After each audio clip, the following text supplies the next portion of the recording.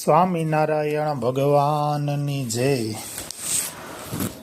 જો ભગવાનના ભજન જેવું રાજ્યને વિશે સુખ હોય તો સ્વયંભૂ મનુ આદિક જે મોટા મોટા રાજા તે સર્વે રાજ્ય મૂકીને વનમાં તપ કરવા સારું જાય.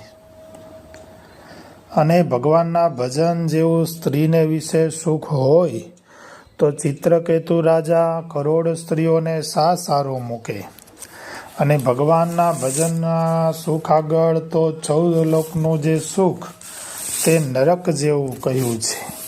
માટે જે ભગવાનને સુખે સુખ્યો થયો હોય તેને તો બ્રહ્માંડને વિશે જે વિષયનું સુખ છે તે નરક તુલ્ય ભાસે છે. અને અમારે પણ ભગવાનના ભજનનું સુખ તે જ સુખ જણાય છે. બીજું સર્વે દુઃખરૂપ જણાય છે.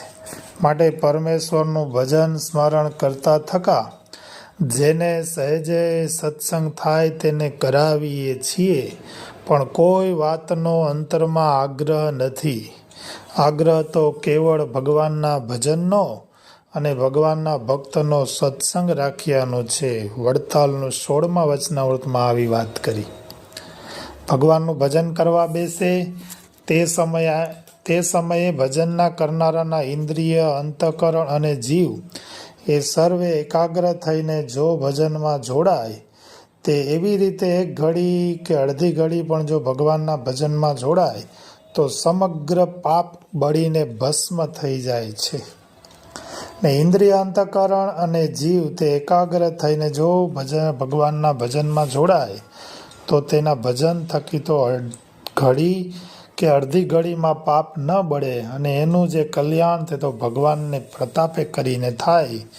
એવું મહારાજે ગરડા મધ્યનો 62મા વચનામૃતમાં કહ્યું છે. બીજા સાધનના બળને તજીને એકલું ભગવાનની ઉપાસનાનું બળ રાખવું. અને જે એવો ભક્ત હોય તે તો એમ સમજે જે ગમે તેવો પાપી હોય ને અંત સમય જો એને સ્વામિનારાયણ એવા નામનું ઉચ્ચારણ થાય તો તે સર્વે પાપ થકી છૂટીને બ્રહ્મમોલને વિશે નિવાસ કરે છે. તો જે ભગવાનનો આશ્રિત હોય તે ભગવાનના ધામને પામે એમાં 100 સંશય છે. ગઢડા પ્રથમનું 56મું વચનામૃત. આવી રીતે ભગવાન સ્વામિનારાયણની પરાવાણી છે. એનો અર્થ એ છે કે હાલતા ચાલતા ખાતા પીતા ઉડતા બેઠતા સર્વે ક્રિયામાં ભગવાનનું ભજન સ્મરણ અખંડ ચાલુ રહેવું. જય સ્વામિનારાયણ.